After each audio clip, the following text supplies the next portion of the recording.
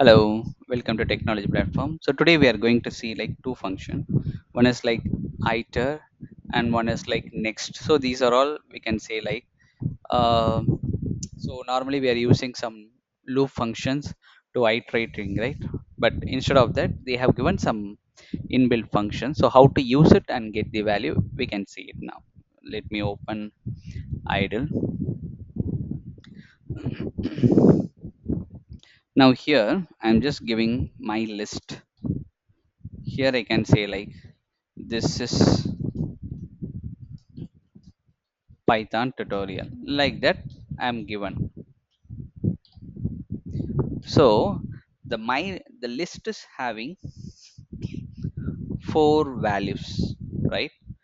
Now you just see this, call my list equal to, you are going to use it function that iter and then passing my list here. Now all this iteration will be stored in this call my list. Now I'm going to print it. Print. Here you can give it. So now just give it simply call my list. What it will say? Let's see. See this list iterated because it is having so many things. So now here you are going to use it next function and then call my list. You see this, enter. You are getting this. Next time if you give the same thing, you will get second value is, and third value python, and fourth value tutorial. Now there is no value right after that, and again if you enter here, you will get an error message, the stop iteration. So there is no iteration. Because of that, it is providing an error message.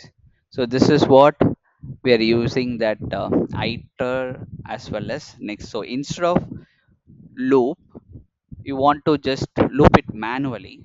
So that purpose we are going to use it, but we can see in future class like how to use this underscore iter, and next we have that kind of functions which we can use it in class, that we can see it in the further classes. See you see you in the next class. Bye.